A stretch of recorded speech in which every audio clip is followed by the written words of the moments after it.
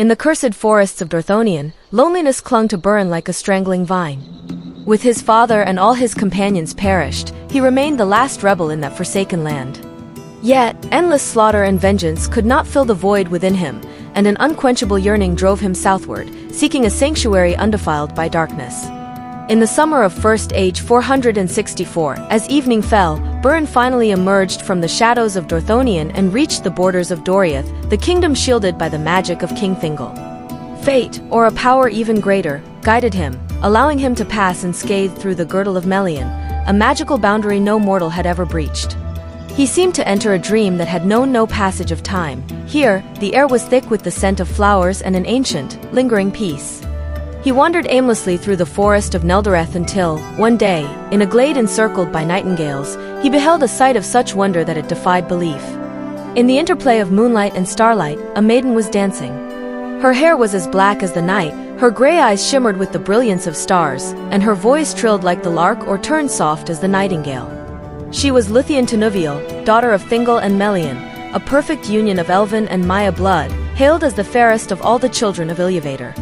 In that moment, Burin was utterly ensnared. He forgot all his agony and weariness, as if the world existed solely to frame the beauty before him. He could not refrain from whispering her name, Tinuviel, the nightingale. Luthien ceased her dance, gazing in astonishment at this mortal who had intruded upon her secret garden. He was ragged and weathered by hardship, yet in his eyes burned an unconquerable flame, filled with profound love and awe. In that instant, Luthien's fate was changed forever. She fell in love with this mortal man, a love that would bring her boundless joy, but also the deepest of sorrows.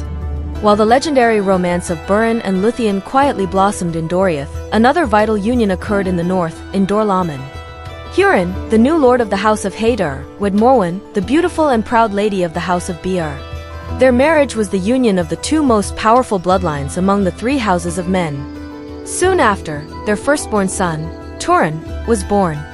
The birth of this child should have been a beacon of hope. However, an unspeakable shadow seemed to loom over his destiny from the very hour he entered the world. He was to become the greatest warrior in the history of men, and also the hero most deeply cursed by Morgoth and shackled to a tragic fate. The secret love of Burin and Luthien was eventually discovered by King Thingol. He could not tolerate a mortal man laying claim to his daughter of divine lineage. In his fury, he meant to put Burin to death, but moved by the pleas of Melian and the supplications of Luthien, he imposed a task he deemed impossible. Should Burin retrieve a Silmaril from the iron crown of Morgoth in the depths of Angband, only then would he consent to the marriage. Thingol's intent was for Burin to recoil in despair or perish in the attempt. Yet, Burin, a mortal with naught to his name, accepted the challenge without hesitation. In First Age 465, he bade farewell to Luthien and set forth alone on a journey of desperation toward the north. Knowing he could not succeed alone, he traveled to Nargothrond to seek the aid of King Finrod Felagund. He displayed the ring left by his father, Barahir, and recounted his mission.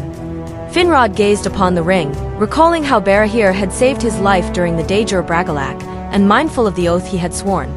Though he knew this quest was akin to suicide, and despite the opposition of his kinsmen, Celagorm and Curufin, who coveted both Luthien and the Silmaril, he resolved to honor his vow. He entrusted the regency of his kingdom to his brother Orodreth and set out with 10 of his most loyal companions alongside Burin. However, their path was soon detected by Sauron. Upon the Isle of Werewolves at the Pass of Surion, they were captured by Sauron's wolf host. Sauron imprisoned them in the lightless depths of his dungeons, casting sorceries to make them witness their companions being devoured one by one, hoping to force them to reveal their identities and intent. But Finrod and his company would not break. When the final werewolf sprang toward Burin, King Finrod gathered his remaining strength to burst his chains and engaged the beast in a death struggle. He slew the wolf, but was mortally wounded. Having bequeathed his final blessing upon Burin, he passed away in his arms. Thus, the noblest and kindest of the Noldor kings sacrificed his life in a dark dungeon to keep his oath to a mortal man. Meanwhile, in Doriath, Luthien had escaped her father's confinement and encountered Huan, the Hound of Valinor. Moved by her beauty and sorrow, Huan chose to assist her. Together they traveled to the Isle of Werewolves, where Luthien sang a song of such enchantment that all creatures on the isle were cast into slumber. Sauron, assuming the form of a monstrous werewolf, engaged Huan in a titanic battle. Eventually, unable to overcome the Hound from the Blessed Realm, Sauron was forced to yield control of the Isle and fled in the guise of a great vampire bat. Luthien found the dying Beren in the dungeon. With her love and magic, she healed him and drew him from the abyss of despair. They buried the remains of Finrod, then continued their seemingly impossible task. When word of Finrod's death reached Nargothrond, the elves were consumed by grief. Recognizing the selfish and cold-hearted nature of Celegorm and Curufin, they drove the sons of Fëanor from the kingdom. Finrod's brother, Orodreth, became the new king of Nargothrond. That same year, in the forest of Brethil, Brandir was born to the House of Halath, who would one day become their chieftain. In First Age 466, Beren and Luthien, aided by Huan, endured unspeakable hardships and finally reached the gates of Angband. Luthien invoked her divine magic once more, and her song, like the music of the heavens, lulled Morgoth himself and all his evil creatures into a deep sleep. Beren crept into the throne hall of Morgoth and used his knife to pry a Silmaril from the heavy iron crown. As he reached for a second, his knife snapped, and a fragment struck the cheek of Morgoth, rousing him from his slumber. Beren and Luthien fled in haste, but the gates of Angband were guarded by Carcharoth, a great wolf bred by Morgoth himself and fed upon the evil power of a Silmaril. Carcharoth lunged at them. Beren reached out with the hand holding the jewel to ward the beast off, but the wolf bit it clean away, swallowing hand and Silmaril alike. The holy fire of the Silmaril burned within the belly of Carcharoth, driving the beast into madness and agony. Howling, it burst from Angband and tore southward, consuming all in its path. Beren and Luthien were borne back to Doriath by the great eagles.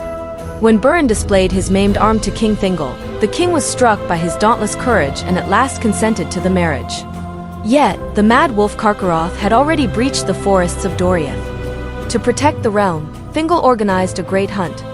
In the ensuing struggle, Huan the Hound and Carcharoth the wolf slew one another. Beren, shielding Thingol, was mortally wounded and passed away in the arms of Luthien. That same year, Hurin's daughter and Turin's sister, Lalaith, was born, but she soon perished of a plague, adding further sorrow to an already tragic household.